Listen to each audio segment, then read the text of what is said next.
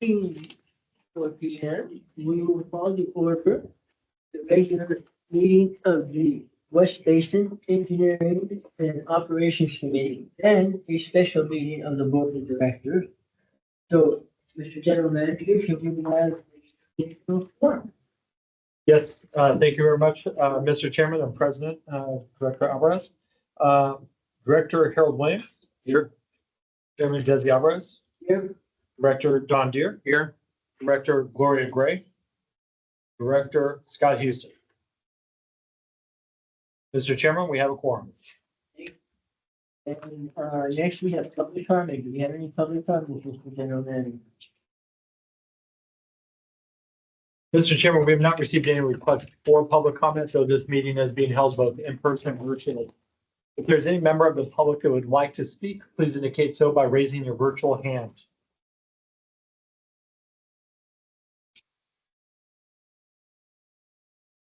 Mr. Chairman, I do not see any requests. Okay, then we will move on to presentations. Staff has no presentations. So moving on to the action calendar. Action calendar, we're going to take item D first.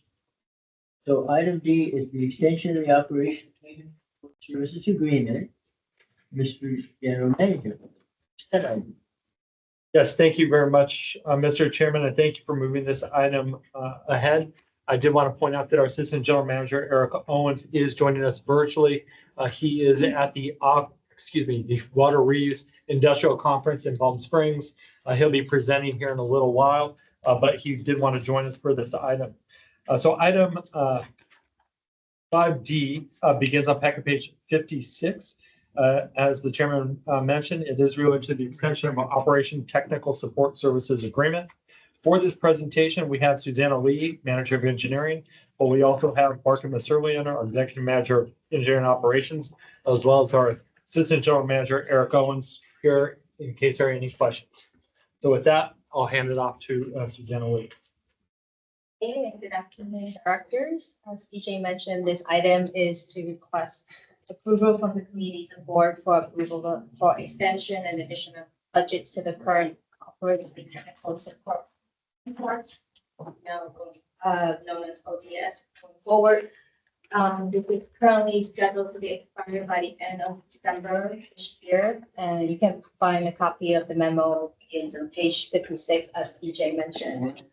As you all are aware that West Basin has been retaining services of specialized experts and consulting teams to provide membrane performance monitoring services as well as operational assessment and support services for the past 10+ years and even longer for the membrane monitoring portion of the services. The purpose is to protect the substantial investment that the West Basin has made for the recycling water facilities and programs. Over the course of the 10 years, many important and great projects have leading through this OTS contract has been proven to be valuable and important to the operations team to have this teams to be able to get access for response for any operational support. In 2022, the board has authorized the general manager to enter into a 3-year agreement with Hazen and Sawyer for a not to exceed amount of $600,000 to provide these services. The specific tasks that have been performed under this current contracts, besides the general scope listed in the memo, includes 1, development of membrane pre-qualification protocol. Number 2, development of phase 4 membrane specification for bidding purposes, as well as updating the preparation of chevron and barrier reverse osmosis membrane scope of work. And on the technical assistant side, Hazen's team has been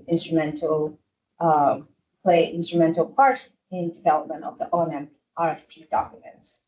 With the ongoing activities related to the O&M contract RFP and Hazen's current role as the West Basin advisors and developer for the RFP, staff recommends extending the Hazen contract to ensure that the continued support and the expertise through this critical phase. Hazen's familiarity with the contract requirements and different nuances, positions them uniquely to assist with questions and provide technical guidance during the proposal stage.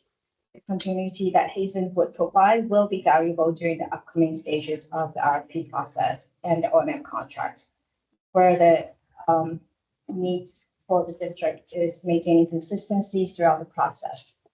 Additionally, extending this agreement will allow for an interrupted membrane monitoring, performance tracking, which may require heightened oversight during this contract RFP phase.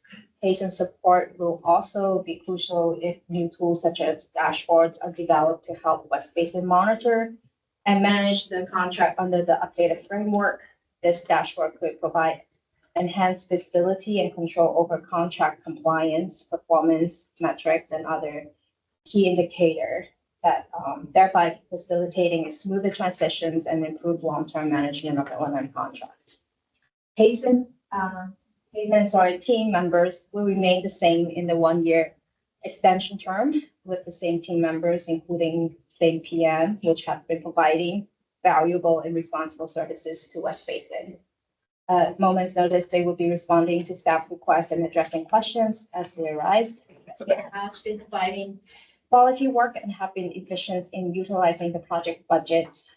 The asset management team and group has been providing great and fantastic job in conducting condition assessments as part of this contract term, as well as previously. And they've been providing valuable inputs to projects and recommendations to West Basin. The additional hours presented in the new 1-year term will comprise of roughly 45% to 47% Hazen Sawyer share versus SBI share of the budget, with roughly 14% remaining to a third party, which has played an instrumental role on the O&M contract development. Furthermore, majority of the 96% of the Hazen hours are set aside and focus only on the O&M contract procurement support services. The remaining hours are mainly contract administration and coordination hours between SBI and the other consultants.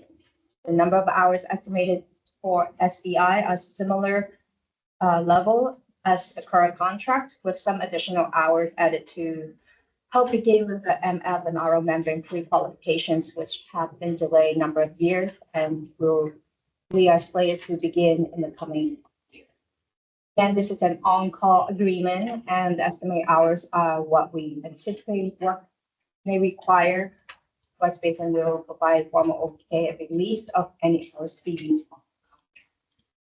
With that, I will read the recommendations that the board authorize the general manager to amend amendment W3045 with Hazen and Sawyer for operational technical support services, increase the support services budgets by $355,620 for total not to exceed contract amount of $955,620, and extend the agreement by 1 year through December 31st, 2025.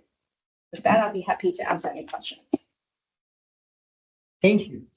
So, Director Williams, do you have any questions? Yeah, I would like to hear the recommendation again.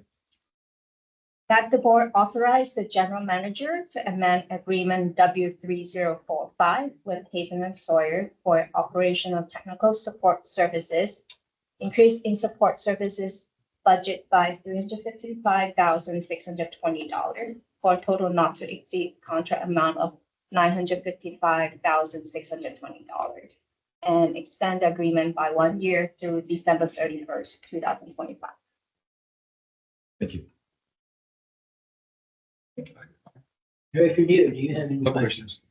And has Director Gray joined us yet? I have a question / comment.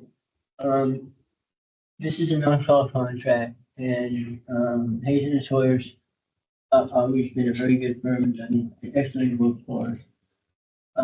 Part of the work that they're currently doing is helping out and assisting on the RFP and the evaluation of the proposals, et cetera, for the operation and maintenance work. Correct. And we need them ongoing doing that. portion of the work. And I'm okay with that. I have a question. The other part of what they do is a lot of support on the membrane. The technical support, they've been doing that for a very long time. And most of that work is done by SPI, one of the contractors, which is identified in here. And actually has more hours to SPI than to the rest of the team that's on here. So I would like to see a item come back to us where we would go out and solicit proposals for just the technical membrane system portion of the work. In the future. Yeah, it will work with SPI. I know that you mentioned that the team at Hazen and Sawyer hasn't changed, and maybe the people assisting with the O&M contract hasn't. But one of their key members that has been instrumental in the operations of the membranes and so on recently left the firm. So there has been some changes in Hazen and Sawyer.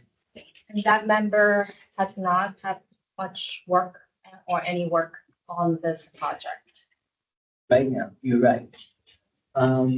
So if we could, move this item forward with the concurrence of, Director Williams, if you concur. But also bring back a separate item to, for retention of support services for the, membrane. Let me clarify that. You want this item 5B to come back in totality, but a separate item for the technical services. Future, In the Maybe future, back next month or some other time, let's look at having a separate item for the support of the member.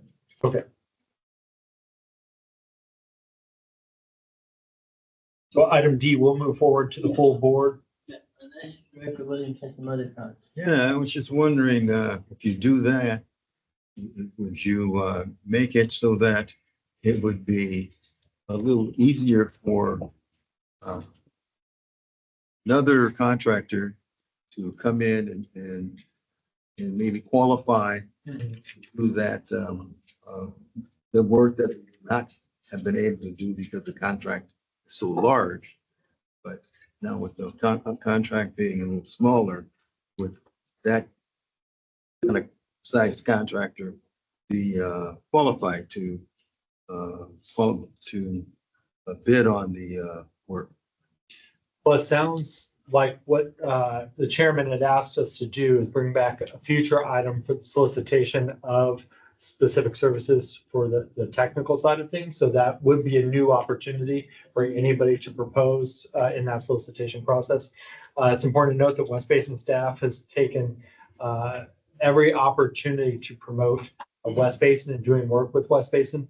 I myself received a phone call 10 minutes before this meeting from a vendor asking about our website, was able to walk him through it. So we're going to continue to do everything that we can to promote West Basin and promote the opportunities to work with West Basin in hope of whenever we go out through a solicitation process of getting more proposals and more bids. So we're going to continue to do that. But I believe that was the direction that the chairman just gave.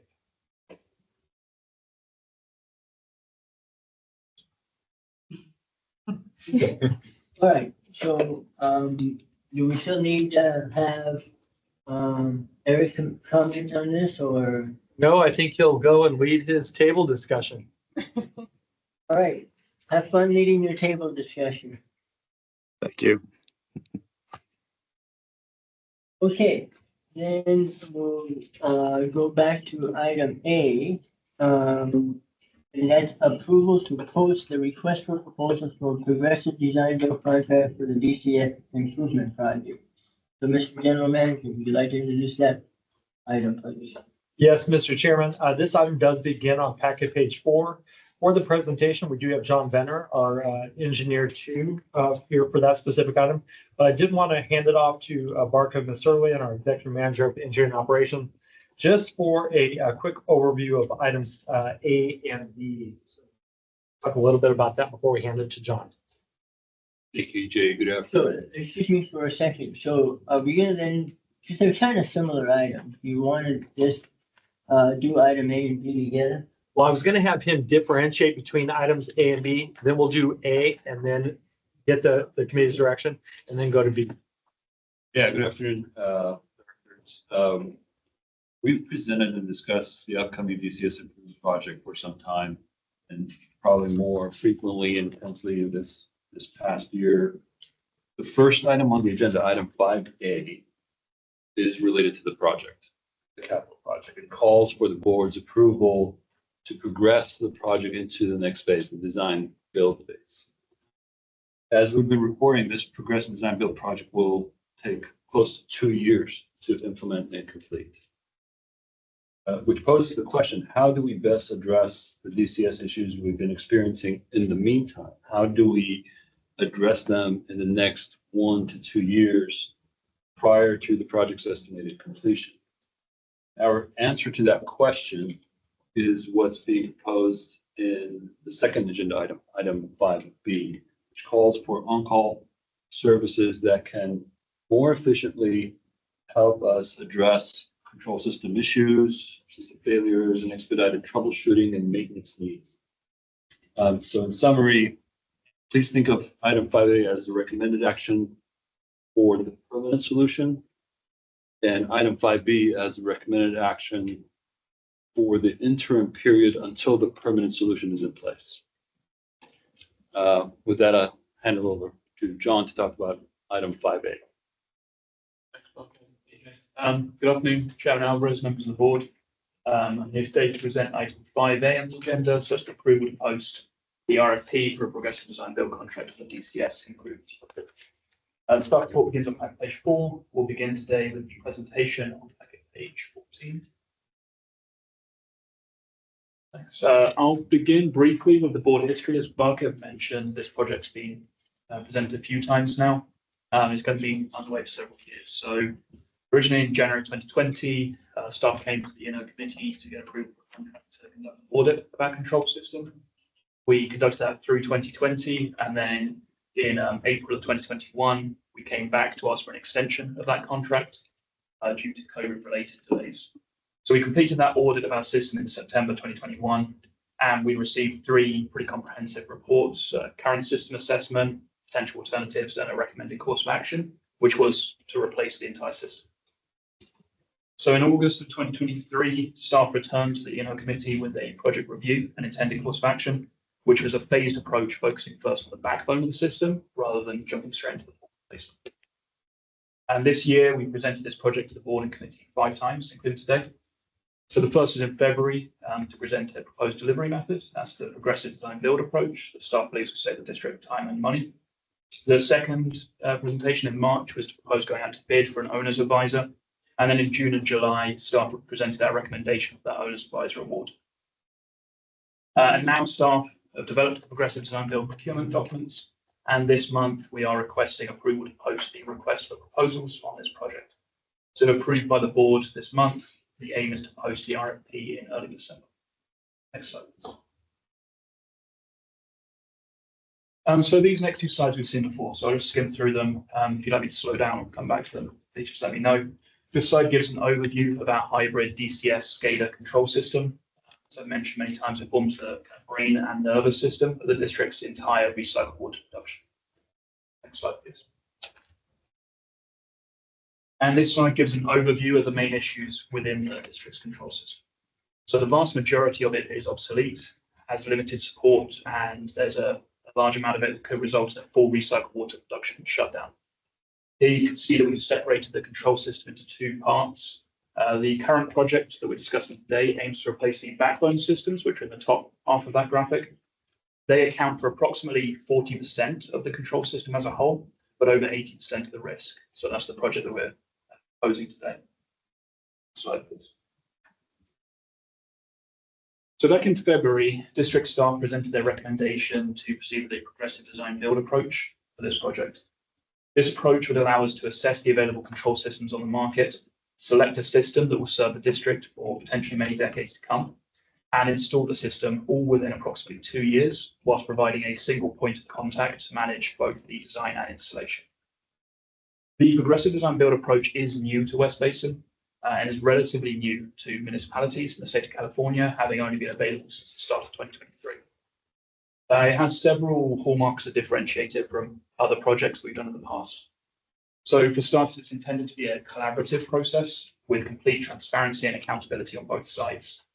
Therefore, it is required in the legislation that the district selects the most qualified team with minimal consideration given to cost to ensure that the district receives the best possible outcome from the best possible team without the incentive for the proposers to cut costs at bid phase and ramp up costs once the project is underway. Progressive design build projects have an inbuilt off-ramp that I've mentioned a few times before. It allows the district to take ownership of the proposed design and end the contract prior to construction beginning if it feels the project is not progressing in our best interests. Another feature of progressive design builds is that there's a single party responsible for delivering a system that meets the district's performance specifications. So the design builder is entirely responsible for designing and delivering a system that meets our requirements. It means there's no avenue for the construction team to point fingers at the design team and say the design was poor, or for the design team to say that the contractors didn't fulfill the design correctly. The system must work as we set out in our requirements, and the design builder takes on all financial and performance-based risks associated with delivering on those requirements. However, unlike a traditional design build, which is much more hands-off, the progressive design build allows the district to have significant involvement in the design process. So the district will have the final say on each major design decision. We'll work in collaboration with the design builder and our owner's advisor. And the system that is ultimately selected and implemented will have been chosen by the district from a shortlist that is developed by the design builder. So due to these significant changes from the district's usual way of working in capital projects, the procurement documents such as the RFP and the contract have had to be developed pretty much from scratch over the last few months. The good news is that these documents can now be used for future progressive design build projects should the district decide to embrace this. And as previously reported, it's estimated that the project will cost up to $12 million and take up to 2 years. So here we can see an overview of the scope. As I mentioned, progressive design build projects are split into 2 phases, the pre-construction phase and the construction phase. So in the first few months of the pre-construction phase, the design builder will develop all the usual project management plans, schedules, risk registers, open book cost model, and all the other documents you'd usually associate with a project of this size. They will then perform preliminary assessments of the district's current system and ensure that the district's current system. The primary aim there is to document exactly how the system is set up to both inform the design and ensure there's no surprises during construction. They're also going to hold workshops with district staff and our contract operator to understand how the system is currently operated and what our future needs might be. The aim here is to figure out what's important to the district so that we can develop a very comprehensive evaluation plan for comparing the different systems on the market. It's very important to get this process right. We are going to be installing a control system that will ideally suit the district's needs for decades to come. Once district staff have agreed to the evaluation methodology, the design builder will develop a long list of at least 10 different systems that could meet the district needs. Using the agreed upon evaluation methods, the design builder will whittle this down to at least 3 systems, so a shortlist, and those will be fully vetted and evaluated. They'll then present the results to the district with a recommendation on which system to select. The district will then be able to make the ultimate decision on which system to choose. We could go with the recommendation of the design builder or choose another one. Once the system is chosen, the design builder will develop a series of standards and governance documents around it. So these will inform not only the design of the system during this project, but also future district projects, operations, and maintenance. So among many other documents they're going to produce, these will include cybersecurity standards to ensure the district is well protected from cybersecurity threats, maintenance standards for the contract operator to keep the system up to date and functioning, and integration specifications so that future West Basin projects can ensure that new treatment processes are integrated smoothly. The final part of the pre-construction phase will be to develop a system design to a level where the design builder can present the district with a guaranteed maximum price proposal. So this GMP will consist of a single maximum guaranteed price for all remaining design, construction, installation, commissioning, training work, that kind of project. If the GMP is agreed by the district at that point, the project will move into the construction phase, where the design builder will complete all the remaining work, including the full design, procuring materials, programming the system, demolishing the old control system and cutting over to the new system. And as the design builder has guaranteed and agreed upon guaranteed maximum price, they are ultimately responsible for any costs beyond that guaranteed maximum price. So that limits our risk at that stage. And the district will know at the GMP stage exactly how much we may be spending prior to any construction starting. Next slide, please. So here you can see our current estimated timeline for the project. We're aiming to onboard the design builder in spring of next year and aim to finish that pre-construction phase before the end of 2025. So around this time next year, staff aims to bring the guaranteed maximum price proposal to the board. If approved, staff hopes to begin construction at the start of 2026 calendar year and finish it before the end of that year. So overall, we estimate this project will take around 18 months to complete once the design builder is onboarded. Next slide, please. As I mentioned earlier, we had to develop the procurement documents for this project pretty much from scratch. There's some important elements for the committee and board to consider. As these documents total over 200 pages, and staff have decided to highlight a few of the key elements here for discussion and consideration. So firstly, we are asking the bidders for 2 price proposals in their proposal. The first of these is for the pre-construction services. So that will be laid out similarly to your standard design or professional engineering services price proposal, and that will be evaluated as part of the proposal. The second price proposal will be sealed, and it will consist of just a single rate percentage. This will be the modifier applied to all construction work. So the district intends to negotiate this multiplier with the selected design builder and lock it in to the contract at the outset of the project.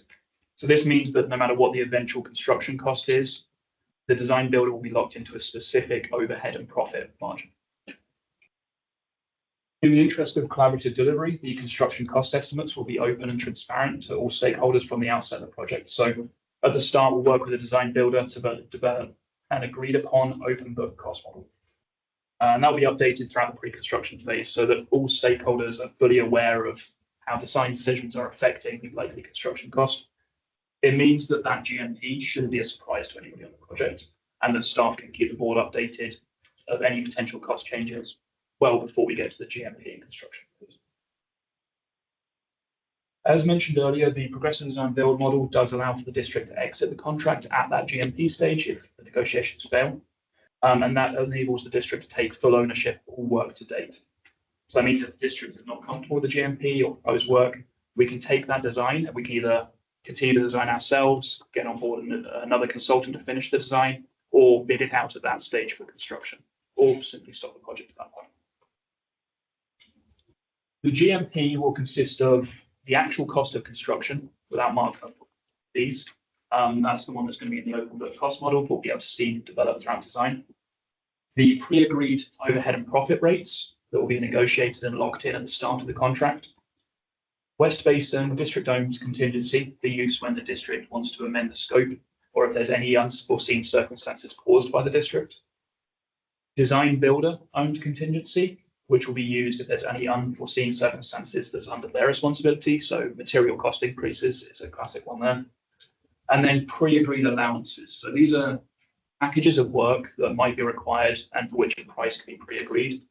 So a good example of this is if the district decides during construction that we want to add in remote communications to our dosing sites or our remote pump stations.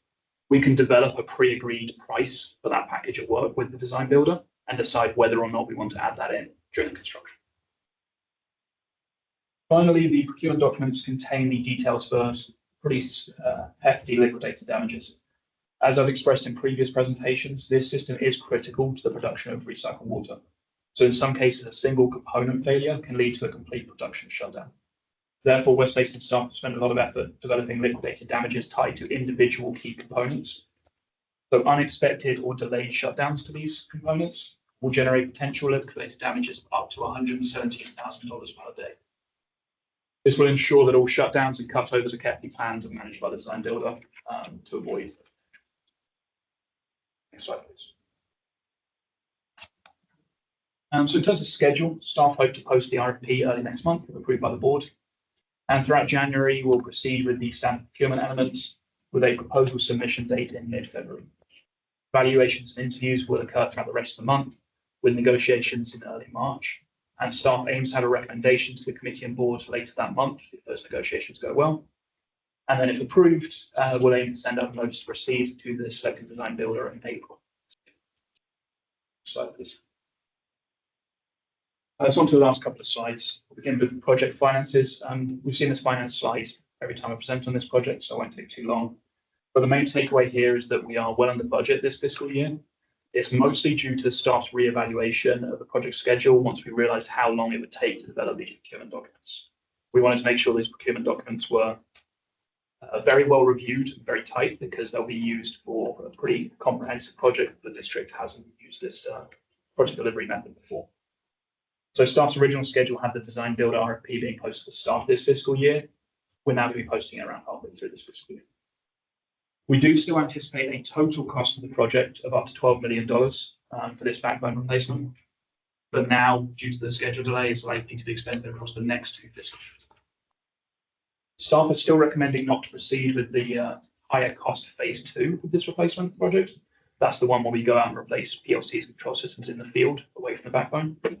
We'll reevaluate the need for this project once we finish this backbone replacement, so probably around 2026. Next slide, please.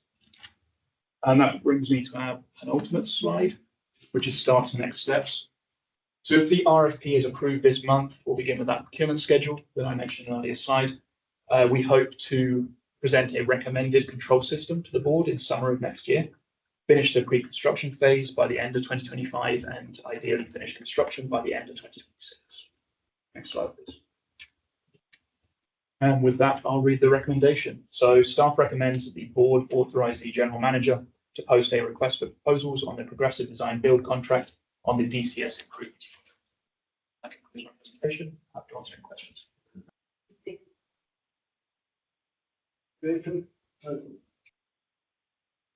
Oh, very, very, very interesting. Also very, very, very.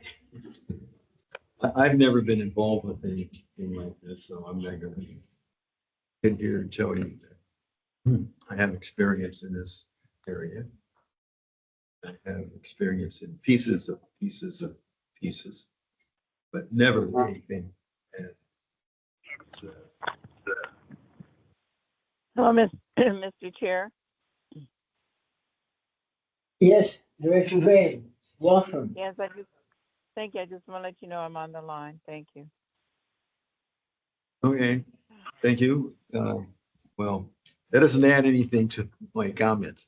I'm looking forward to this project and being able to say at the end someday that I was involved with something as sophisticated as this, that and hopefully with the experience brought by my colleague to my left here and our young engineers out in the audience, that we'll be able to say that we learned a lot.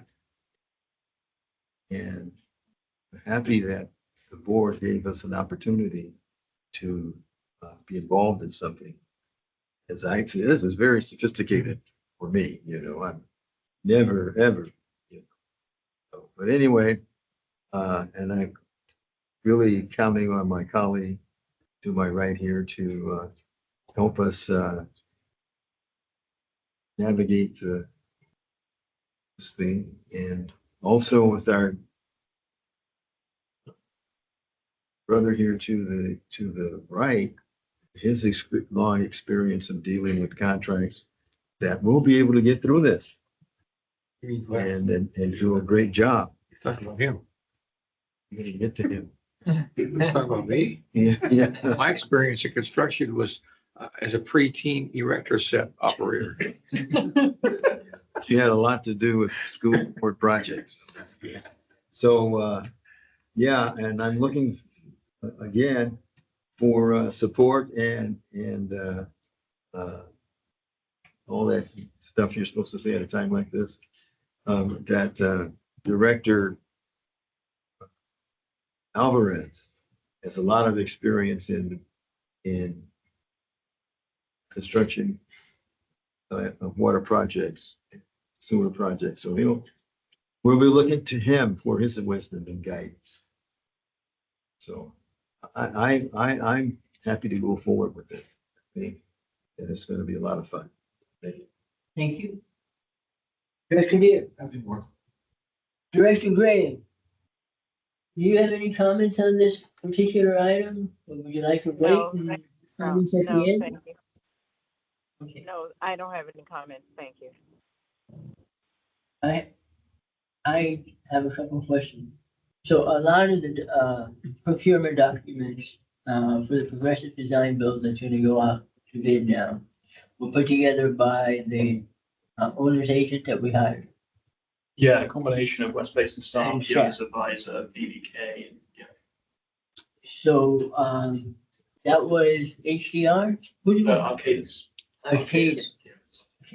And Arcadis is still on board and they have the specialist that's gonna be there really doing the construction and installation and programming phases. Correct.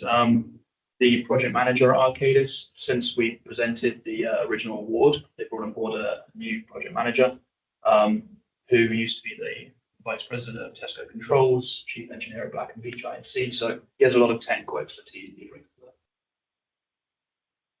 that. Okay. And how much is the Arcadis contract? I believe it's around 600,000. Not what I remember. Can you go to slide 20?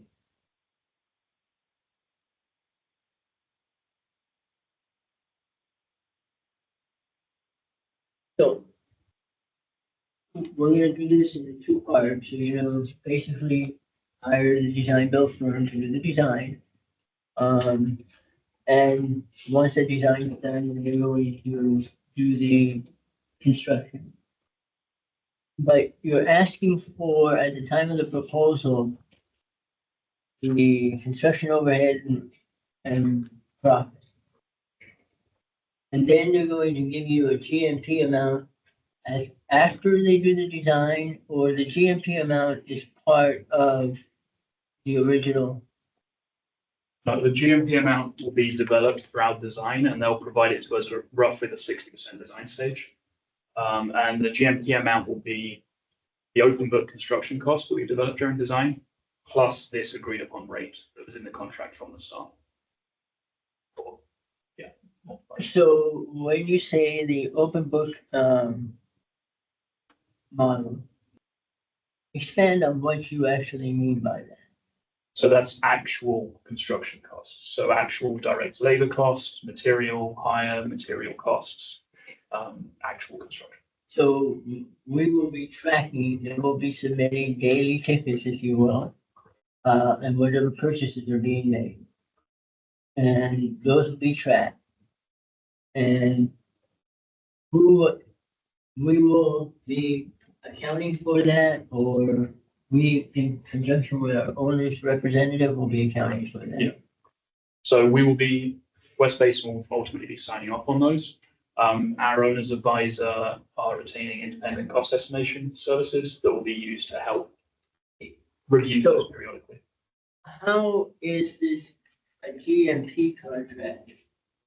They're basically guaranteed a price if they're going to be able to effectively recover all of their actual out-of-pocket costs and then put a profit and overhead margin on that. So as well as the construction, as part of the GMP, as well as the construction costs, their overhead and profit margin, the remaining design costs will be in there as well. And there will be two sets of contingencies. There'll be a contingency, a district-owned contingency, and a design builder-owned contingency. And the intention, the contract is there will be a cost share or savings sharing. Any of the design builder contingency that is not spent will be split 50-50. West Basin will retain 50% and the design builder will be able to keep 50%. So, let me understand it. Let's say you said this is gonna be about $12 million. So let's use $12 million. the design phase may be 2 million. Approximately, yeah, I think 1.2 to 2 million. So 2 million, that leaves 10 million. They're done with the design, they're gonna come back and they're gonna give you a price that you anticipate now would be approximately 10 million. In that 10 million, that's gonna be then a guaranteed maximum price. And so if I open that box, I'm gonna have one part, one component inside that box, which is my overhead and profit rate. Then another part, which is my actual cost. And the two of them will add up to the 10 million. No, the two of them plus remaining design costs, because they're only designing 60%. So the two of those plus remaining design costs, But let's just say, but if you give you whatever that is. Yeah. Okay, but that's it. plus contingencies. There'll be two contingency buckets as well. So what are the two contingency buckets? Why the contingency bucket? So the contingency buckets, so in order, there's going to be risks in the project, there's risks in every project, and we'll be tracking them with a risk register. The idea at the GMP stage is we separate those risks into district-owned risks and design builder-owned risks. And we then associate costs with those potential costs of those, and those form the contingencies. There will be cost escalations, or maybe material escalations, freight delivery escalations. All of those costs you may see, elements we may discover during construction that you find on any project. So the contingency is necessary. The reason to keep the contingency within the GMP is so that the district's maximum risk is that GMP. So our maximum possible expenditure will be that 10 million with contingencies inside it. And the idea obviously is that we don't spend those contingencies ideally, but if we do, they're at least within that 10 million. So back to my box. Actually, in my box, I have more surprises. I have the actual cost. I have the overhead rates that they're gonna apply to that. And then I have two contingency pots. One is the contractor's contingency pot, and the other is the owner's, our contingency pot. But they're defining the GMP. Yes.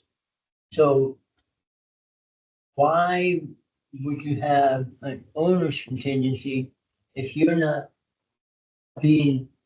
generating that? The contractor is gonna put together their GMP. And in their GMP, they're gonna come back and say, you already have the rates, you're gonna keep them whole on their actual cost, and then there's a contingency component in it. Yeah. Why is that, I mean, is the contractor gonna split and say, I'm gonna have, of the $10 million, I'm gonna have $250,000 contingency for the owner, for you, and I'm gonna have $500,000 contingency for me, the contractor. Yeah. But they get to define what that is, so I'm not quite sure. Not strict, so it's an agreed upon amount, but it will be based on risk. So in our contract, we effectively have scope of services at the start of the project. We agree upon a risk register and how it's going to be calculated. We develop those risks continually together throughout the project, so throughout the design phase of the project. When we get to the GMP, we discuss those risks and allocate those risks into either owner contingency or design builder contingency. And that's what makes up those contingencies. So it's not them plucking a number from it out. But I'm having a hard time. They're the ones who are gonna guarantee the price. So within that guarantee, they're going to have whatever risk, and that risk may be in the form of contingency or may not. It may just be whatever it is. And that's what contractors do. And that's when you contract services, you're basically somebody buying risk. They're good at assessing that risk, sometimes better, sometimes not too good, but in the overall. So I'm still having a hard time how that contingency works. I'll give you an example. I did a GMP contract. Done.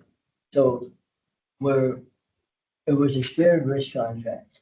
But the contractor gave us the guaranteed maximum price. And basically it was the same thing. We guaranteed them a profit. They told us what that profit was. And that was part of that guaranteed maximum price. And then all their expenses, they basically was daily tickets, equipment charges, everything, all documented, all paid for. And then they had an overhead charge on that. And then on top of that, there was a profit, and the profit was guaranteed. The incentive that we came up with was that if they brought it in under the guaranteed maximum price, they got to keep 100% of their profit. And whatever amount was under got split. So they made their profit, they got covered on all their overhead and their actual expenses, and then they got to make the whatever savings was split 50 cents to the city, 50 cents to the contract. Yes. The flip side of that was if they went over the GMP, they had to make up the same way. The city, the agency would pay 50 cents for every dollar over, but 50 cents would come out of their profit. So that profit should be eaten up if they didn't bring it in. Whatever contingency was built in that by the contractor when he came up with their GMP was embedded in there.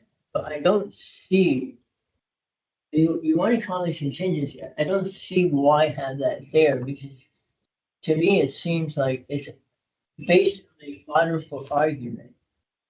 When what we would want is, just give me your guaranteed maximum price. I want to provide an incentive, provide that incentive clause, but there's no contingency.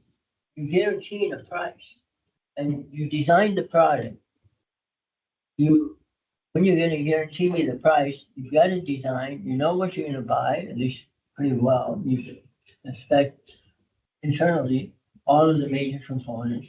You presented those to the agency. They bought off on all of that because that's what progressive design build is. So I don't understand the contingency. Because my fear is that you allow contingencies, you open up the potential Pandora's box of saying, well, that's what contingency is. Our guaranteed maximum price, we went over, but we want to use the contingency. If the contingency is embedded in there, it doesn't matter. It's transparent. So Why call it out? So the difference between this project and the GMP you worked on before, with our project, 100% of all costs over the GMP are going to be on the design. Understand? But we are taking the same methodology that you had, where if we are under the GMP, we split it 50-50. We are just calling that amount underneath contingency. But you don't know what that is, so how can you label a contingency? Typically, a contingency says 8%, or you assign a number to it, or whatever. But it's a known entity, it's a contingency. Percentage-wise or fixed number-wise. Right, yeah. Here, you have a guaranteed maximum price, you say it's a contingency. Yeah, if they bring it in under, let's say 10 million was the guaranteed maximum price that we're talking about. They bring it in for 9 million. After you added up all their costs, their overhead and profit that you've already committed to, that $1 million savings, you give them another $500. Or whatever that, I don't know how, because I haven't read the RFP, Yeah. how that is intended to be done. I still don't understand the contingency. The contingency is intended simply as a buffer because we are expecting the design builder to cover 100% of costs over the GMP, unlike the project you manage. If we don't allow a buffer there, there's an incentive on their side to inflate those construction costs in the open book cost. To say, instead of we're installing 3 controllers, let's just put 4 in there to give ourselves a buffer. If we want to have an open book cost model where we are fair and transparent on both sides. We need to account for a risk on the design builder's side, so that they are not pricing that risk into their overhead and profit margin or pricing it into the construction model. I guess I'm having a hard time with what you just said. That under GMP, but at that point, you're gonna have a design. It may not be 100% design, but it'll be 60-70% design. And I would assume that between our staff and our owner's representative, that we will have at least made sure that in that design, we understand all of the major components. So it's not like you're gonna be able to say, I need 2 or 3 or 4 of this. That design will tell them that they need 3 of them, or 4, whatever the design falls. So there's not as much gamesmanship. They're gonna get to recover whatever the actual cost is, plus their overhead on that, and then whatever their profit margin. So again, I'm having a real difficult time because to me, what it does open up the Pandora's box, because it said, well, the reason we have contingency is, well, we gave you a guaranteed maximum price.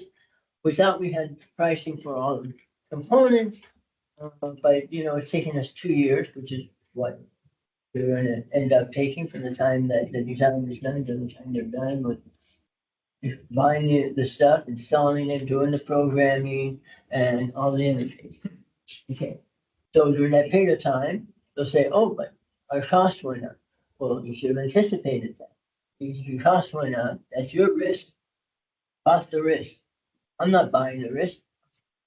You're giving me a price, I'm letting you buy the risk.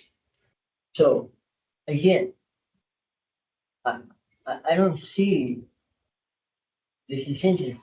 I just see it as giving somebody if I'm the contractor, well, that's the intent of the contingency, that things run over, it's 2 years, it's a highly inflationary period, it's this, it's that, there's a lot of excuses. Correct. However, the GMP is going to be developed at a 60% design stage. I don't know many construction projects where the project comes in at the exact budget that was estimated at 60% design. Most 60% design stages have a class 3 AAC estimate. So that's usually a plus 50% minus 30% estimate on that. If we are using an open book cost model with an overhead and profit at 60%, we're holding the contractor to exactly that. And if there's any deviation, there's nowhere for them to price in that risk. I guess I differ with you on that. I would hope that between staff and an owner's rep, when we go out with a 60% design, that is pretty well defined as to all of the components. And so there are fine tuning that's gonna go on, but the major elements are all fixed. At that point, it should be. If we take away the If you do contingency, it right. if we take away the contingency, if I was on the contractor side, if I was the design builder, I wouldn't submit a GMP at 60% because there's too much risk there. I would push the design 90, even 100%, which then turns it from a progressive design builder to something else. Let me flip that for you. Let's say we don't do the progressive design build, it's just the design build contract. Okay? So I do design build contract. Typically, design build contract, I am giving the contractor something that I need very minimum set of performance spec. But usually, if I'm a smart owner, I'm going to give them more developed performance spec. At least, my opinion and my experience, probably give them a 60% set of design and say, here's 60%. Now you go finish it and give me a price. And it's a design build price. And then you bid it that way and you get a hard money and it's design built. They still have to design it. They have to figure it all out. But they were starting out with a 60%. So they understand pretty much, and in that 60% design, we would spec out and say, this is what we want in terms of pumps, and this is what we want in terms of controllers, and this is what we want in terms of other components, etc. So they know that a lot of their hard costs. And they're, whatever contingency is embedded in there, again, they are buying some risk. Correct, and they are pricing in that risk as well. The total maximum price they provide for a design build contract prices in that risk. It's not an open book cost model where we say this unit costs $50,000 and so we're only going to pay you $50,000. Mr. Okay, Sorry, so. it's getting. This is where I don't want to get, we're already getting into the weeds. I'm fine with this. I'm just concerned, and I think you need to revisit the whole idea of contingencies and really think about it, because you are opening up a potential Pandora's box. Let the contractor buy the risk, roll the contractor, nothing beyond whatever they ask for, whatever is negotiated. After that, they perform or they don't. My last question, I do have a question. On liquidated damages, $117,000 a day. That's what we're anticipating, or did I miss something? $117,000 a day for certain components. We have a handout. If you, That's what you have out there. yes, it is. Yeah. So the handout shows the particular components. Effectively, there are certain components in the system that would cause an entire recycled water production shutdown. If those are shut down unexpectedly, an unplanned shutdown, or they delay a shutdown beyond what they've specified, those are the actual costs to the district that would be incurred. That's a combination of revenues, loss of revenues, potable water costs. So you can see that it's approximately, I believe it's approximately 8 out of the 16. Yes, 8 out of the 16 controllers. So it really isn't $117,000.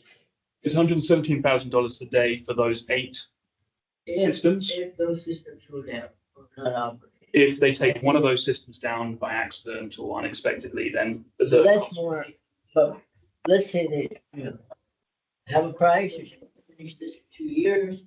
2 years is February 2027. Okay, so February 2027 comes and they're not done. But none of these systems are down. They're all worthless. Are there liquidated damages? There are. We haven't yet calculated those liquidated damages. So there's 2 separate sets of liquidated damages in the contract. One is for contractual delay and extension of the overall contract, and these will be for shutdowns of the system. These are really damages. Yeah. So they're not LDs. What is the LDs gonna be? We haven't Yeah, yet, yeah, we haven't yet calculated those LDs. It's difficult to calculate because the system is currently running. Delay in installing a new system, it's debatable what the damages might be. When they're giving you your GMP, they have a lot of information. They've been involved, intimately involved. So they should give you a period of time, 2 years, February 25. So February 25 that's the date. There should be LDs starting that date. It's not an ephemeral type of. There will be LDs starting that date. We haven't yet defined those. Those will be defined before the RFP goes out, but we haven't yet defined. We've just focused on the controller failures. They will be in the contract. In the contract or in the RFP? In the contract referred to in the RFP. So this RFP goes out this next month. All of that will be. Yes, yeah, the sample contract will be going out with the RFP. So what we're looking at right now still has some gaps in it. Yeah, it's about a 95% draft. Yeah, it needs a few remaining points, put in dates, and that's one of the final remaining points. That, as well as bond amounts, insurance amounts, things like that, we put into the contract. So most of the other ones, the LDs are gonna be defined between now and the time you actually issue them. And you're gonna revisit this whole idea of The contingency. contingency. Correct, yeah. And Mr. Chairman, first of all, thank you for your support of the general item and moving it forward, which I hope takes place at our board meeting.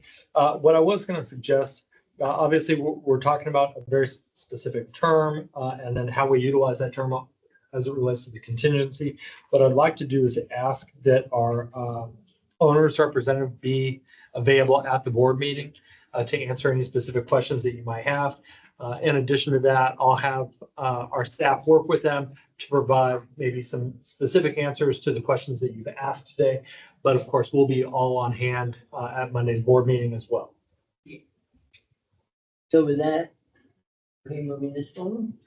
Yeah, but I like it more if you were kind of more excited about it. It's not that I'm excited, or at least that I do see some potential issues with some of the details. Understand? Otherwise, I like PMP contract. I like to sell it and have somebody else buy it. Linda? I just don't like it when they come back and they say, well, you know, we're entitled to this and we're entitled to that. It's like, you bought the contract. I will say that helps the contingency. All of them are only allowed to access them after West Basin, even their own contingency. We can discuss it on Monday. Okay, so we'll move on to our next item, which is now the support. What is approval to post request for proposal on DCS on-call support service? Yes, Mr. Chairman, this item begins on packet page 26. And for this presentation, we have Jason Kung, our operations analyst too. Thanks, CJ. Good afternoon, directors. As Mark and John have previously mentioned, the distributed control system replacement project was designed to address significant issues associated with our aging DCS through a comprehensive overhaul, with construction slated to begin in winter 2024. And we fully trust that that's going to happen. But in the interim, it's critical for West Basin to retain on-call support to swiftly respond to system failures. The DCS is the central automation system in Delaware for our treatment plants, and its impact on operations is substantial, as even minor disruptions can escalate to interruptions in service for our customers. For example, we've experienced failures of key database servers, historians, and data links between DCS level hardware and lower level PLC hardware. Notably, the database server houses all DCS level programming that enables automated plant operations, making its reliability essential. In some cases, these issues have directly impacted service to our customers while third-party support was gathered. The proposed on-call contract will ensure that critical DCS level tasks can be addressed promptly. Contractors will perform services listed in the scope services attachment on packet page 30, which includes at a high level restoring or replacing critical hardware, including Ovation controllers, data servers, and switches, performing updates and patches to DPS graphics and HMI systems, ensuring operational consistency, troubleshooting and repairing PLC communications, and performing data link conversions, such as upgrading older vulnerable systems to Ethernet. This scope ensures West Basin can maintain reliability across its facilities and respond effectively to urgent repair needs while leveraging competitive pricing and expert service through a multi-vendor agreement. And with that, I'd like to read a recommendation that the board authorize the general manager to issue a request for proposal for on-call DCS support services, and I'd be happy to answer questions. Thank you. So Director Williams, do you have any questions? Yeah. I have a question concerning the general manager. Yep. Now, you heard the what went on at this last project proposal, and things were kind of no real excitement. Project. Yeah. It's a project type that I've never been involved with. So I'm counting on you. Yeah. To give us some indication that, yeah, I think we should go forward with this. But I'm not hearing. Director Williams, I would just from my perspective, I've had the opportunity to discuss the DCS project as well as the solids handling project in great detail with our board president. And I would tell you that this is excitement. He and I have had many discussions, and the fact that we are where we are today, the fact that staff is continuing to move forward with these projects is due in part to his excitement. Maybe it's not sounding that way, but I would argue that it is. I'm very pleased with the stepwise approach, the methodical process that staff has put towards these efforts. We have the team to get this project moving forward, and both keep bringing in the solids handling project, but with the DCS, these are critical projects that if not done and not done well, not done soon, will put us in quite a situation. So I'm pleased that these things are moving forward. We're bringing forward every aspect of both projects with direction from the board president so that we could continue to address and answer any questions throughout the process. I gave him my word on both of those projects, and we've continued to do that. So that's what you're seeing here today and what you've seen in the past several months. So I think we're in a great place. I appreciate the questions that are being asked by the board president. Like I said, sometimes making sure that we have all of the experts here, as John mentioned in the previous item, Arcadis is not with us today, but they'll be here at the board meeting or participate in the board meeting. So I'm very pleased with items 5A and 5B, and I stand behind the recommendation. Thank you. That's what I wanted to hear. All right. Thank you. That's All right, Director Deere, Fine. Director Green. Okay, on this one will be more exciting maybe. So today we've had the DCS system. Who's been maintaining it? Our best, yes. Huh? We've done our best, yes. You've done a great job. Thank you. We try our best. There have been a lot of excitement nights on the operation side when it's not operating. It's good to have an exciting life. It's good to have surprises. It's kind of boring when everything just goes smoothly. You want to be ready for, I get to go with a challenge today. Not fun when it's happening Super Bowl Sunday. So staff has done a great job with operating the system, et cetera. And what we're asking for here, and this is statement / question, is someone else to come in and operate the system. I would, I would disagree with one word, which is the operating part. We've done our best to implement stopgap measures where we can with in-house support. We have retained third-party support with the manufacturer historically, right? And we've also had previously a sure service contract through Emerson, the manufacturer, who comes in and supports us on a scheduled basis. The unscheduled issues that we've had have impacted customers in the sense that we are waiting for the contractor to respond to that unscheduled event. So this on-call setup would allow us to have that contractor in place prior to experiencing a critical issue.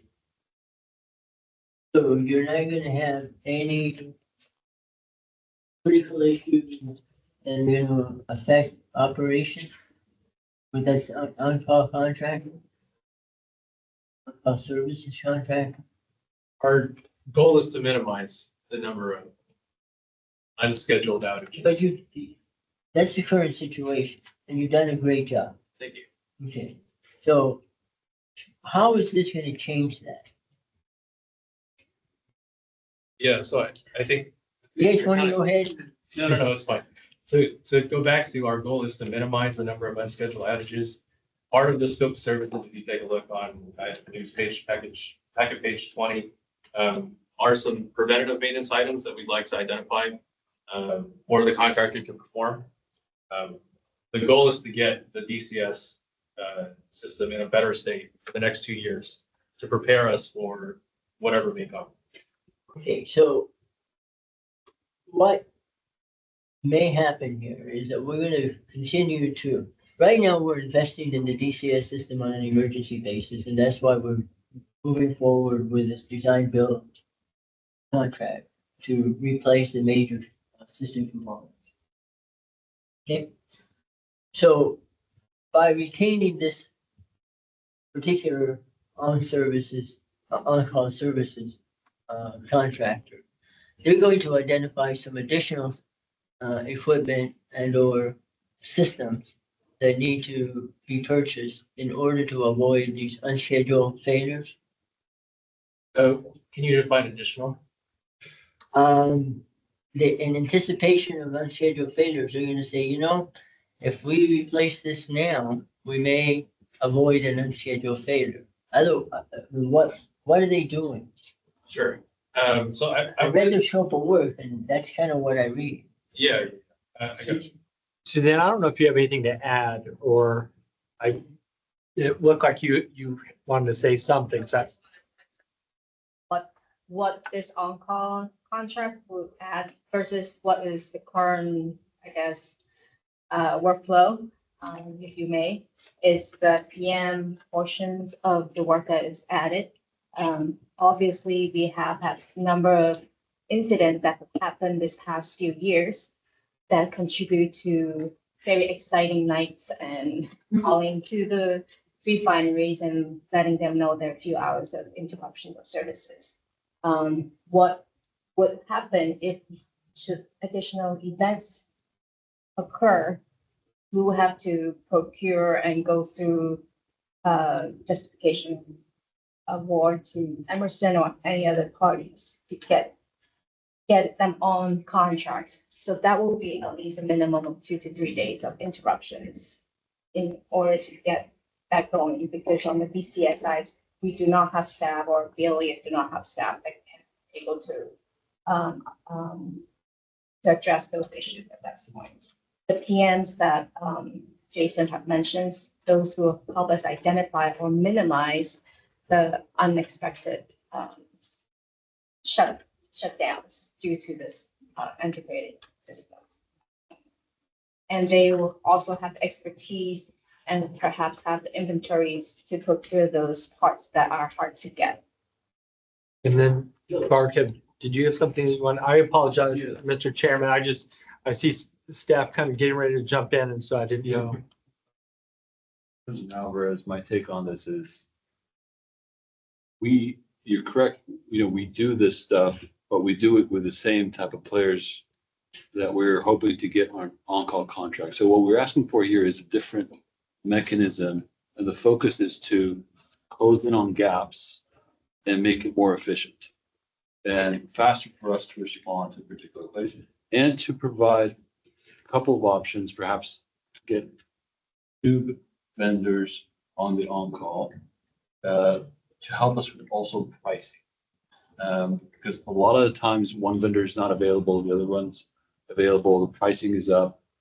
So this change in how we get these same type of services is for mostly time efficiency and cost efficiency, which both would help us are responding to the situations that the staff are. It's just a different mechanism that we're seeing as something that will help us fill a gap. Appreciate it. I think that if you do this, you're gonna still end up having to call Emerson at some point. So, Which they may be one of the vendors proposing on the on-call service. but they may not be the one that, they may not, they may, and if they don't yet, they still need to be called upon. If they're not one of the vendors, perhaps yes. Yeah, But because perhaps also the no. system that we have is basically their system. There are- In the brain book. We have recently used others to address situations because of time-related matters and cost-related matters that we found ourselves going to others to help out to address the situation. I don't anticipate that this will solve, unless we start buying a lot of things and just, assuming that it's better to replace this now than waiting for a failure. I'm trying to anticipate that. Right now, we are dealing with unanticipated failures and having to react to that. I don't, without opening up the potential for spending a lot more money than we need to spend until we have the new system in place. I don't see the need. I think you guys have done an excellent job. I think maybe you can rely more on Arcadis's staff for support if you need to. And they're already on board to the degree that they're supposed to be really becoming very knowledgeable about our system. So I won't be supporting this. And if Director Williams would like to see it moved to the board, that's fine. But I will not be supporting it. If I can clarify, I don't think Arcadis is it's within their scope to assist us on this lower level. Maybe even time. Yeah. We would have to have that They discussion. can extend a little bit of a favor. Mr. Chairman, that is correct, that it would not be within their scope or within their budget. We are doing everything we can to keep a very tight budget. I would also bring up that I appreciate the board acknowledging all of the work that staff has done and the excellent job that they've done of keeping our DCS system up and running. And though I always try to note it whenever I can, and I'm sure you've all heard me say it, perhaps I just haven't given you the full picture of, I think Barkev just mentioned Super Bowl Sunday, but the late evenings, the Saturdays and Sundays, the hunting and searching for parts, doing everything they can to keep it running. And I think that as we always do, we're looking for any opportunity to reduce our costs, to be cost effective, to be timely, to maximize our productivity, recycled water production and sales. All of these things play into these decisions. And I do stand by the recommended motion here. I think on-call support services will help staff, will make things happen faster, quicker, and result in hopefully increased recycled water sales. And so I do stand by it. But of course, the committee has the decision to make as far as moving things forward to the full board. Again, we will have, the ability to take what we're hearing today, develop additional information for Monday's board meeting. And so I'm always happy to offer that. Thank you very much. I heard you, so believe you guys have done an excellent job today. You can continue to do that, and you will still have to show up in the middle of the Super Bowl potentially for unexpected whatever happens. That's not going to change. So again, I won't be supporting this.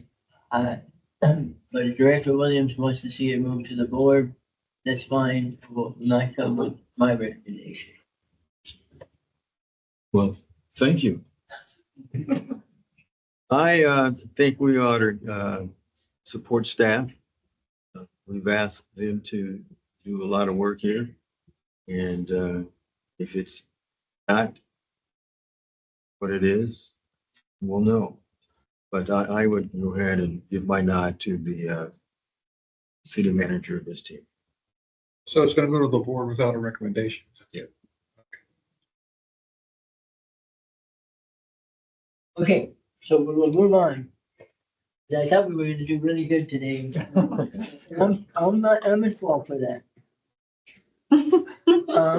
So next item is the approval to issue request for bids for construction service for the Donald Deere Building Elevator Modernization Project. So, Mr. General Manager, can you introduce this item? Unless the, other board members and committee members want a presentation, I think just a brief, description. I think we all understand what this is. It suffice. If I'm wrong on that, please let me know if you guys would like to see a full presentation. What number is on the agenda? We're on item, 5C. Basically, this is for, upgrades to the elevators. Right. And so this is a little bit more major than just, immediate response and repair for immediate failure. That's a project. And, Well, they- if it's needed, I don't know if it's. They give a couple alternative things to do. I think we should do the major Right. project myself. Mr. Chairman, why don't I have staff provide a brief overview, and depending on the questions that we have, we're happy to go into additional information. Keep it brief on this. I'll agree that we need to work on the elevator. So for this presentation, we do have Orlando Rodriguez, our senior engineer. Thank you, EJ. Good afternoon, Chairman Alvarez and members of the committee. If you could turn to page 34 of the agenda packet, you'll find a copy of the staff report. So like the chairman said, I'm just going to brief you this really quick. I'll start with just really brief background information. As you know, the DLD building has served as West Basin's headquarters since '91. And it has two Dover passenger elevators that carry staff from the main lobby up to the second floor of their floors. Those were originally installed in 1982 and have a life expectancy of about 20 to 25 years. So that puts us around 2007 when the end of useful life for these elevators. But I'm just going to go and skip ahead really quick to what we've done recently. And we recently performed a condition assessment this year. Staff retained the services of the elevator consultant ADIS, and they performed a condition assessment. They came here on site. And after the conclusion of that condition assessment, they generated a report that's included as attachment A on page 38 of the agenda packet. And that summarizes their findings and recommendations. So in conclusion, ADIS recommends a full modernization of both elevators. And you can see a brief description of that on table A on the staff report, which is on page 36, that details some of the items that we will upgrade or install, as well as some of the potential costs for a full modernization. One caveat there is that there is an alternative.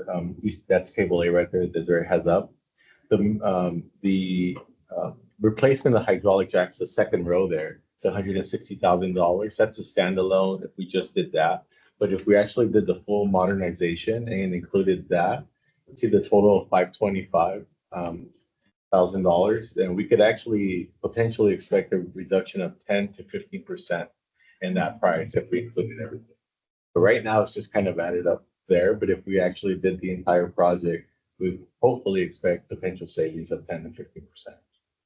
So ultimately, ADIS did recommend the full modernization that would actually satisfy current ADA compliance requirements, improve reliability, extend their useful life, and significantly reduce downtime and impacts to staff and visitors. As you know, we have one elevator out right now, and that's actually been red tagged. So until we do additional repairs there, that will stay as is. So we only have one functioning elevator right now. So although the full modernization is preferred, there is uncertainty on what West Basin's future is here at the DLD building.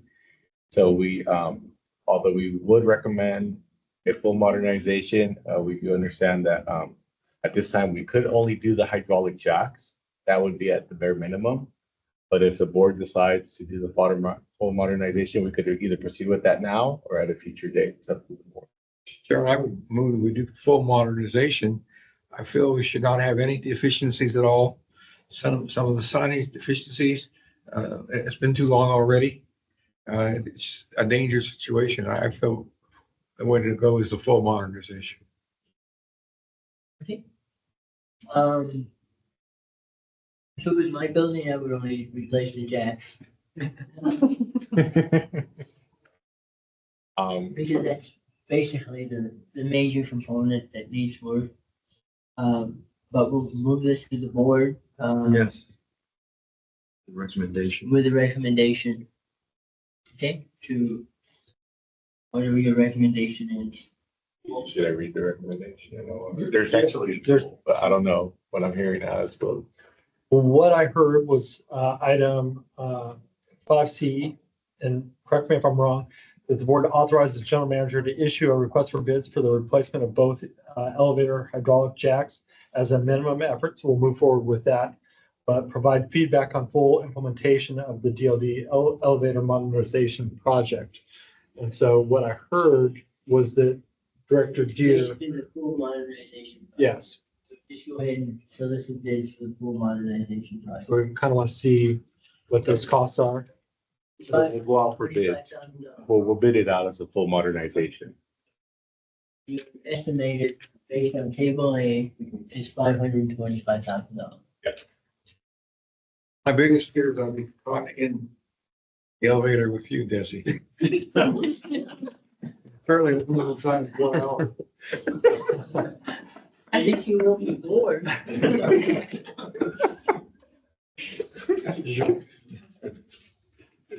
All right, so we're gonna move on to item 5E, which is the award of a contract for the hauling and disposal of beneficial reuse solids from the Edward C. Little Water Recycling Facility.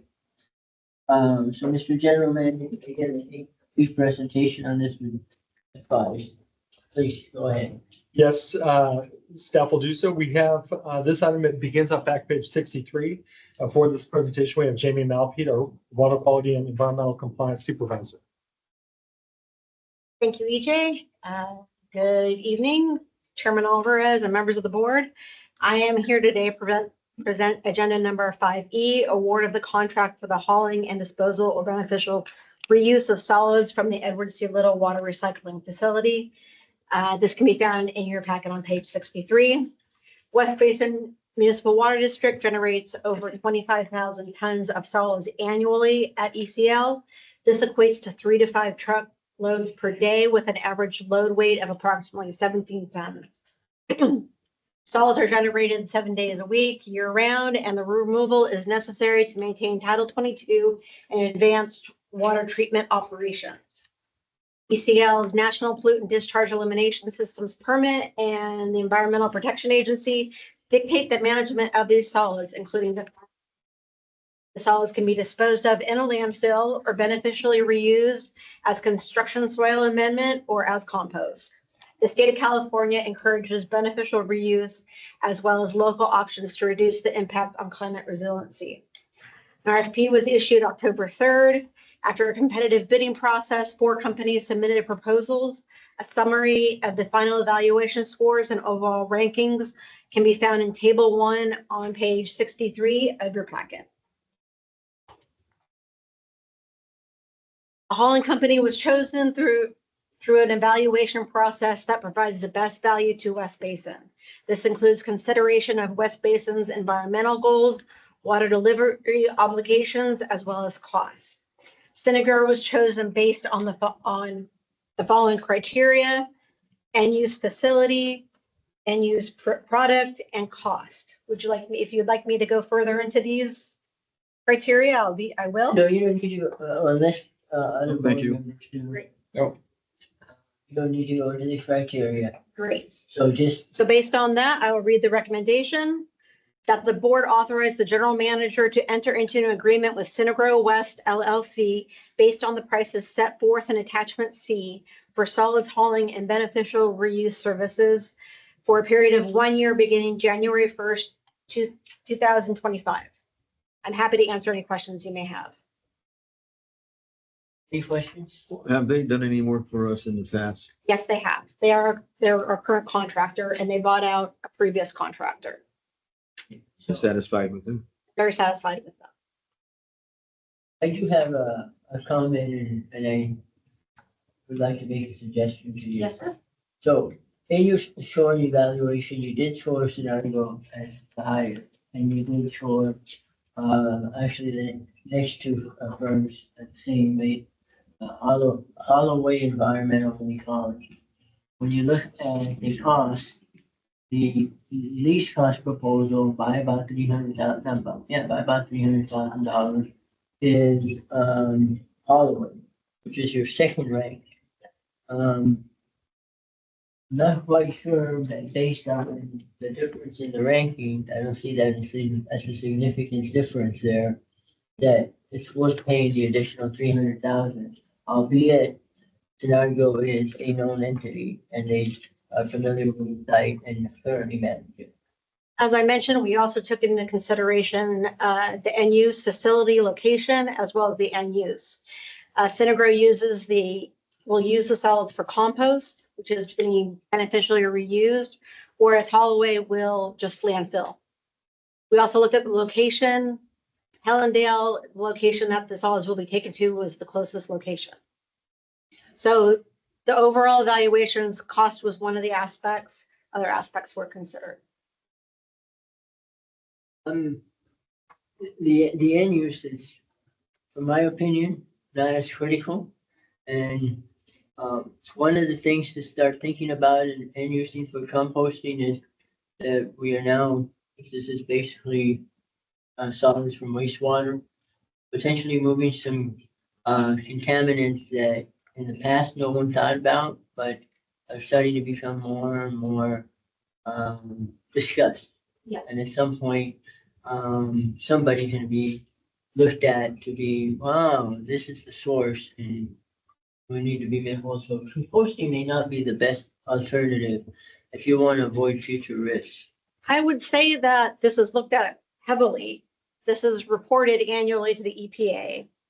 We are aware what is in our biosolids. We are aware of where they come from. I would say we know. And I'll say that these are not being used for compost for food products. This is more for other non-edible compost.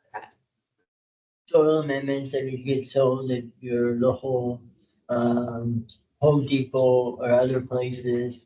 But potentially are going to come back into a stream of use where the customers are going to be regular citizens and people are going to start saying, oh, all of a sudden I've been exposed to these and these contaminants, which we all think now are no big deal, but I'll say other wastewater treatment facilities such as LA County Sanitation District, LA San, as well as Orange County Sanitation District should be more concerned about their biosolids than we should. We're getting the least of the biosolids. However, I think that this is an industry that is continuing to develop. I'll say that I would rather these biosolids go towards an environmental beneficial reuse than just being thrown in the landfills. I understand that there is a significant price difference, but I think that going with West Basin's overall environmental goals, our dedication to climate resiliency, we are soon going to be submitting our climate change plan.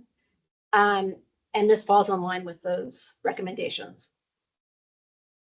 and I appreciate all that, but I will move this forward by awarding it to Holloway Environmental because I am concerned about future risks, given that we have contaminants that are now emerging in a sense that people are becoming aware of things that in the past no one was thinking about. I'll say that we have done proactively investigated what is in our biosolids. I'll say with our annual reports, our biosolids have continued to be Class A biosolids, which is the best that they could be. I understand that cost is an issue. However, I feel that going with Synagro is the best choice for West Basin. Wait, I like staff say.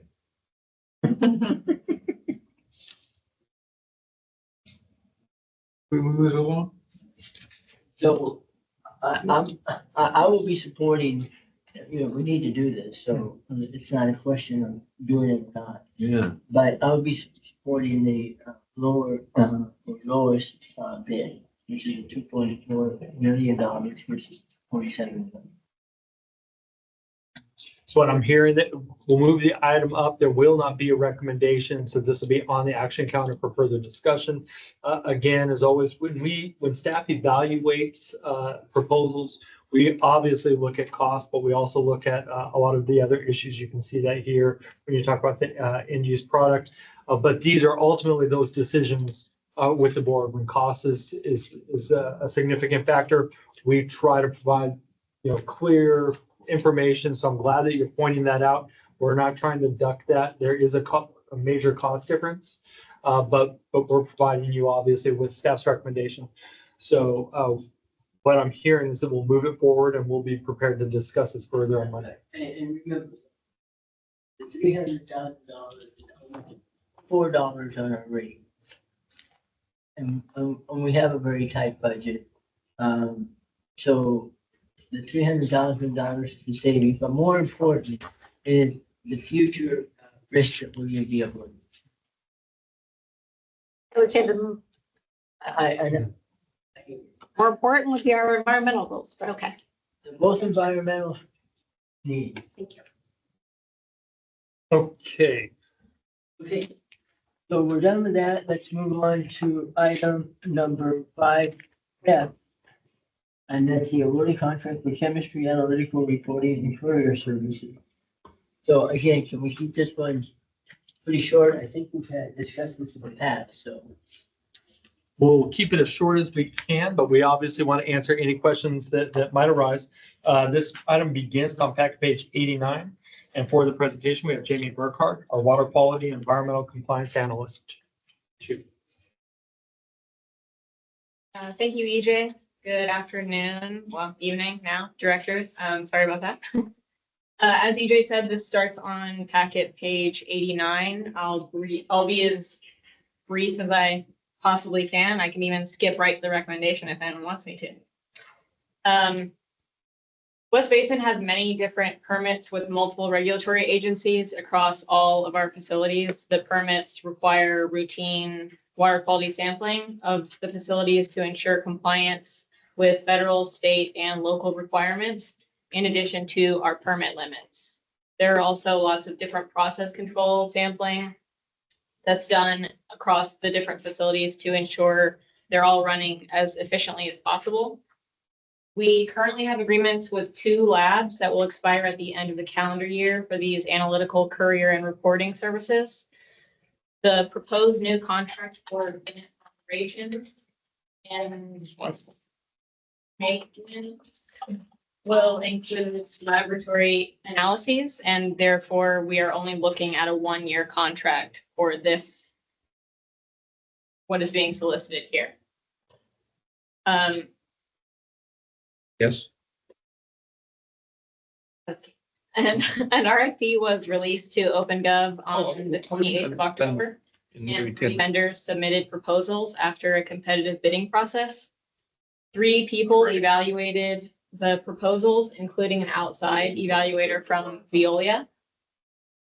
A summary of the final evaluation scores and rankings is provided in Table 1. The detailed scoring breakdown is provided in Attachment A. And the pricing breakdown by chemical classification for each lab is provided in Attachment B. WEC received the highest score upon the conclusion of the evaluation process. Their proposal highlighted their ability to continue to serve West Basin's needs. It showed an understanding of the challenges that the agency faces, as well as all of the different required analyses. It also included a secondary project manager and designated staff that would be available after hours for any sort of emergency or urgent issues that came up. The Eurofins proposal also showcased benefits like their TNI certification, participation in different industry groups, and familiarity with regulations, both current and upcoming potentially. Alpha Analytical is a smaller lab that has a strong environmental sampling focus. And although they do subcontract out some of their analyses, they did offer competitive pricing and a convenient location that will be beneficial for a specific set of sampling requirements. Using cost as a key criteria in the delineation of this workload, staff split the contract into different pieces according to permit and sampling location. WEC is recommended for work related to the barrier permit and the 2 brine permits. Eurofins is recommended for work relating to West Basin's disinfected tertiary treated water, the biosolids, and the purveyor program. Alpha Analytical is recommended for work related to industrial stormwater permits at both facilities, ECL and JMM, contractual process control, and any necessary distribution system sampling. I want to acknowledge that it may not be common practice to use 3 different laboratories, but we did see this as a great opportunity to take advantage of some of the lower pricing and encourage one of the newer to us and smaller labs to become more familiar with West Basin and our business. The proposed contract amount for each lab is outlined in Table 2. I will now read the recommendation. Staff recommends that the board authorize the general manager to enter into 3 agreements with the following laboratories for chemistry, analytical, courier, and reporting services for a period of 1 year beginning December 15th, 2024. WEC Laboratories, Inc. in the amount of $453,675. Eurofins Eaton Analytical LLC in the amount of $49,963, and Alpha Analytical Laboratories, Inc. in the amount of $3,395. Happy to answer any questions you have. Thank you very much. Any questions on this? It's very commendable what they're doing. Try those other labs. I think it's a good idea. Most staff's recommendation. All right, we'll move this one forward. Let's move on into our information calendar. And I would like to be able to wrap this up by 6 p.m. The rest of the committee members would like.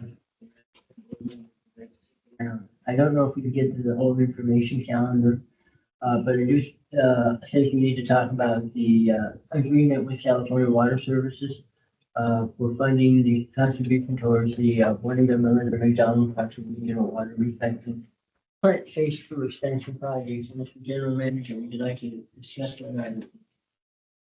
Yes, Mr. Chairman, I would like to discuss this item. It's item 6A, begins on packet page 107. I'll provide a quick overview and I'll be happy to answer any questions. I'll try to be as brief as possible. West Basin's partnership with Cal Water Service Company and the refinery in the city of Carson has been united since the origin of West Basin delivering recycled water to that refinery. Going back as early as 2008, West Basin entered into several agreements for the development, actually kind of looking at potential new uses of recycled water at the refinery, as well as improved water quality. As part of that effort, West Basin, performed a great deal of work. Ultimately, the refineries paid us or reimbursed us for that work, and we now have what's now called the Juanita Melander McDonald Water Recycling Facility Phase 2 expansion. That's a project that's been underway for some time, and West Basin staff has been working with Cal Water Service Company to memorialize their agreement to contribute $4 million to that project. Back in August of 2023, West Basin staff presented to the committee and ultimately the board a draft agreement for their contribution. That agreement was agreed to in principle by Cal Water Service Company and their legal counsel. However, somewhere in the execution process, it was noted that there were some concerns that the assets that West Basin would be transferring to Cal Water Service Company was problematic because they were not defined.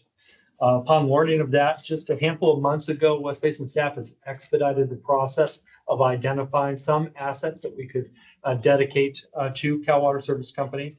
Staff has been working with the State Water Resources Control Board as far as our agreement to ensure that any asset that we transferred to Cal Water Service Company would not impact our contractual obligations to the state of California because we have grants that are and loans that are helping to pay those pay for that project.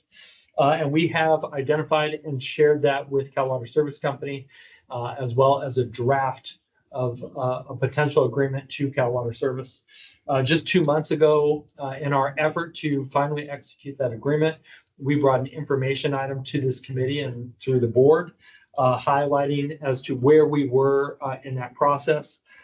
And earlier this week, Cal Water Service Company contacted me to let me know that there are still some concerns with the ongoing negotiations with the now Marathon Refinery.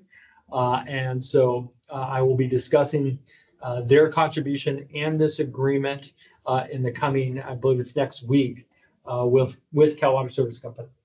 I said it 2 months ago at this committee that Cal Water Service Company and their team has given me their word that they will contribute $4 million to this project. It's been explained to me that their concerns are not an effort to pull those funds, but really allow our discussions with the Marathon Refinery to play out. I'm, gonna hold my judgment and hope to work with them as far as that process goes, how that process goes. And I hope to memorialize their $4 million contribution as soon as possible. But at this time, I think we need to work through that with Cal Water Service Company. I believe that they are aware that this item was going to be pending this month. And we've tried to keep them in the loop as far as how we've been moving this forward. But at this time, I don't have much more to update you on other than that. Barkev, I don't know if there's anything I've missed or that you need to add. Not much, PJ. I think you covered it well. We've also worked with the state board to put in motion what we need to do with the state board to potentially transfer the assets to Cal Water. So that has been in place. So other than that, I think you covered aspects. Any questions or comments? So going back to the expansion of the Bonita Manor for Town Plan, part of the budget was the $4 million contribution from Cal Water. And, going back a couple of years ago, with the money, we developed an agreement. They need to sign off on it. Eventually that agreement got done. Then somebody looked at the agreement that they had given us and they didn't sign off on it. They said, oh, wait a second, this isn't going to quite do it. We need to do a different agreement because of the assets that you referred to. We need to better define what that is. We went through that. They gave us the agreement. We looked at it. We said it's fine. And the idea was to bring it back to the board for the board's blessing. So we can get the $4 million for a project that's over budget, etc. We do need the money. And right now, what they're saying is, well, wait a second, we're not ready to sign that agreement until you actually enter into an agreement with nurse. I think that's generally correct. The only addition or only thing I would change is that what they did is they identified an issue that they had with the draft agreement that we worked on and agreed to in principle. And that was the fact that the asset was not clearly defined. In hearing that issue, West Basin staff, our team worked to identify that issue. We communicated which asset it was. We provided them with not just a draft agreement, but materials related to that asset. And we've been contacting them to get their approval so that we can move the item as soon as possible through our committee and board process. 2 months ago when we had the information item there for you, that item we were hoping to make it into an action item at that time. And we've been continuing to work with Cal Water. But yes, my current understanding is that they would prefer to see the agreement with Marathon be worked out. But I'll be meeting with them to discuss what that is, and we'll work through this process. So there's no action for us to take, but I will give you my comment. a couple months ago when you brought this back. But the thing with, we have an agreement. Basically, we worked with them, we worked out the asset, they're comfortable with it, et cetera. And this is after having a previous agreement where the understanding was that, yeah, they were good with it, they were gonna write the check. Between you and me, I think that this is just, kicking the ball on their part, kicking the ball, or kicking the can, I should say. And that we're never gonna see that $4 million. But I will, encourage you to continue the negotiations and say, you know, our expectations is that you basically have been negotiating in bad faith. Every time we agreed to your terms and your agreement and your language, then something else that comes up. And we need that. If we're not gonna get the money, that's fine. We'll have to deal with that. But that's gonna leave us with a $4 million hole in that budget.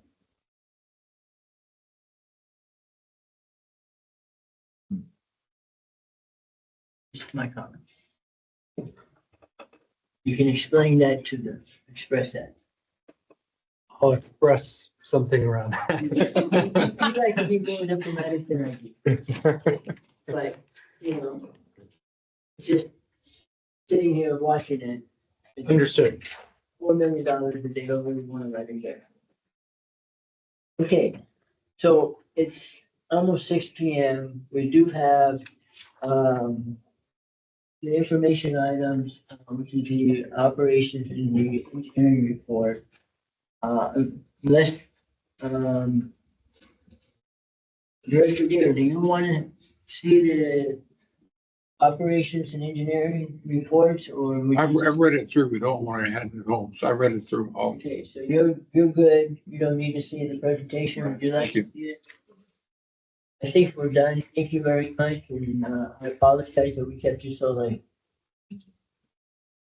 So with that, then we'll move to the closed session, which there is none, and director's comment.